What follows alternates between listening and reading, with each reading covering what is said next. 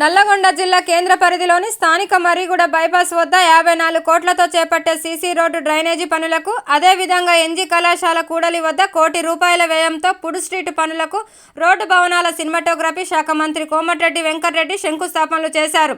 అనంతరం మంత్రి మాట్లాడుతూ నల్లగొండ మున్సిపాలిటీని ఉత్తమ మున్సిపాలిటీగా తీర్చిదిద్దుతామని, 600 కోట్లతో చేపట్టే నల్లగొండ ఔట్ రింగ్ రోడ్డు పనులకు వచ్చే నెలలో టెండర్లకు పిలుస్తామని, అదేవిధంగా 6 లైన్ల రహదారి పనులను ఆగస్టు 15 నాటికి పూర్తి చేస్తామన్నారు.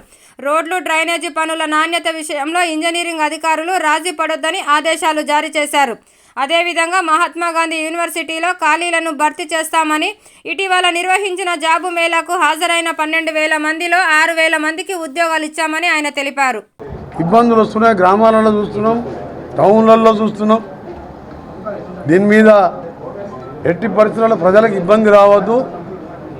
దీన్ని నీటిని పొదుపుగా వాడడం కాకుండా ఉన్న నీళ్ళని ప్రాపర్గా అన్ని కాలనీలకు సరఫరా చేయడం, గ్రామీణ ప్రాంతాల్లో కూడా ట్యాంకర్ల ద్వారా కూడా బోర్ వాటర్ కూడా, అలాగే డ్రింకింగ్ వాటర్, ఫిల్టర్ వాటర్ 2 చేసే విధంగా కలెక్టర్ గారు, మున్సిపల్ చైర్మన్ గారు, వైస్ చైర్మన్, ఆఫీసర్లతోని, SCRWS, ఎస్సీ పబ్లిక్ కౌన్సిలర్తో, అధికారులతో రివ్యూ చేసినాం.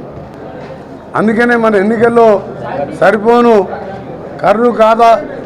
కర్రు కాల్చి వాత పెట్టే విధంగా 36 సీట్లకు 32 సీట్లు, మిగిలిన సీట్లు కూడా బొటాపటి మెజార్టీతో గెలిచిందో అది కూడా ఓడిపోయినట్టే లెక్క.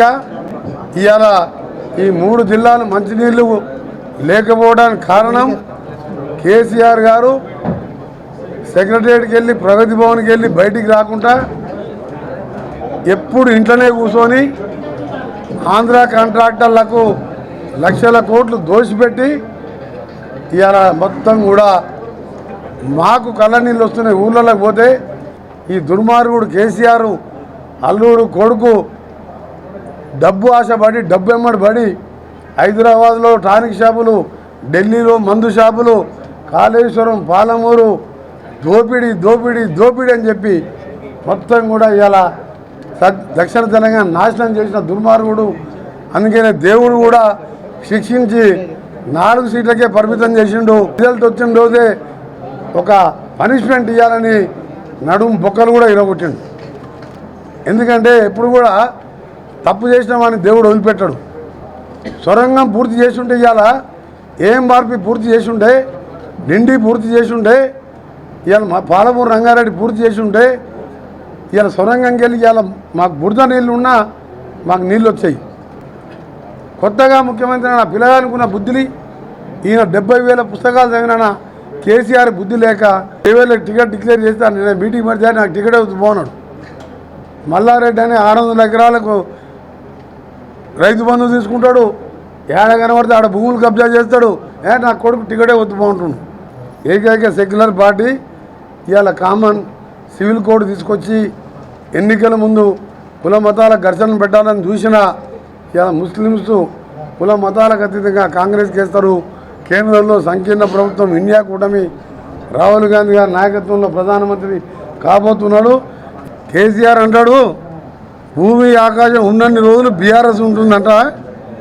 కాళేశ్వరం ప్రాజెక్టు పిల్లలు కూలినప్పుడే ఆ పార్టీ పని అయిపోయింది. ఇప్పటికే రోజు 4 ఎంపీలు పోతుంటే ఎక్కడ ఉంటుంది పార్టీ.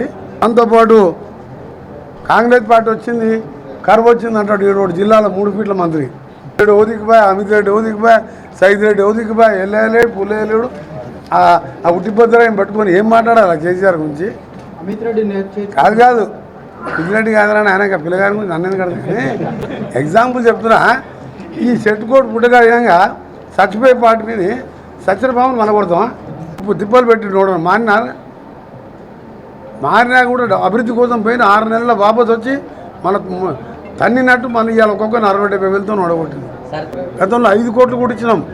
అట్లా 5 నెలల్లో 1,00,000 కోట్లు, 20,000 లెక్క 1,00,000 కోట్లు ఇచ్చి మహిళల్ని లక్షాధికారులు కోటీశ్వరులు చేయాలనే ఆలోచన.